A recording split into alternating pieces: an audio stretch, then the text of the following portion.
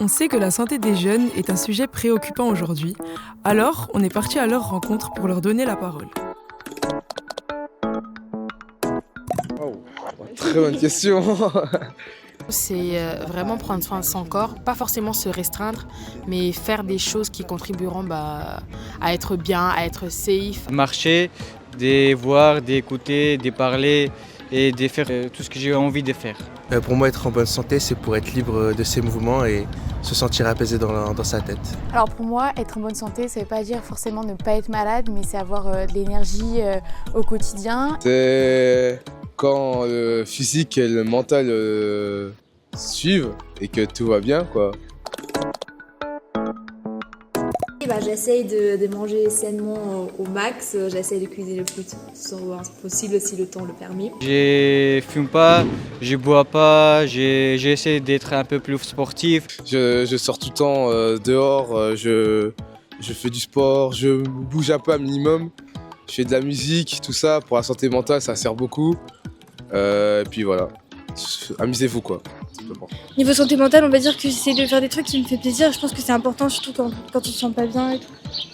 Moi personnellement, j'essaie de faire du sport ces temps-ci, j'adapte une alimentation plus que saine même, c'est vraiment au-delà de mes capacités. Mais j'essaie vraiment de manger correctement, de limiter mon taux de sucre et de faire en tout cas une activité physique régulière. Et ce que je fais pour préserver ma santé, j'essaye de bouger un minimum, même si ce n'est pas du sport intense, marcher ça compte aussi. Je bois aussi 2 litres d'eau par jour et j'essaie de faire attention à ce que je mange.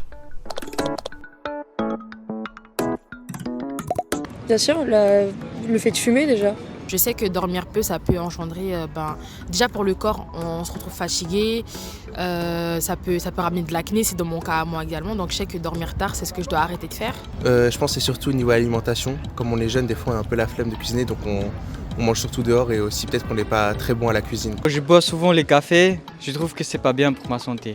La consommation abusive de boissons énergisantes. Les écrans, même si les jeunes on a du mal à l'admettre, c'est quand même très mauvais pour nous.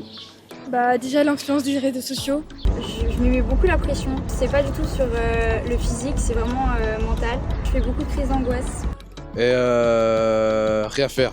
Rien faire, ça je supporte pas et parfois y a des jours où on fait rien quoi, et c'est horrible.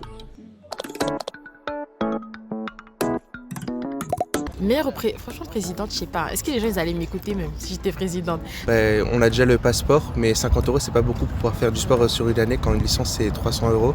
Donc j'augmenterai ça peut-être. Je ferai des messages je ferai des pubs, nous en prendre soin de soi, manger des fruits et légumes. Je mettrai plus à disposition des espaces gratuits pour faire du sport, même entre amis.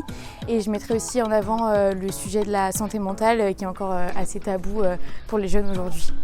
Pour le sport, tout le monde ne peut pas en faire par rapport au fait qu'il faut payer l'année ou autre.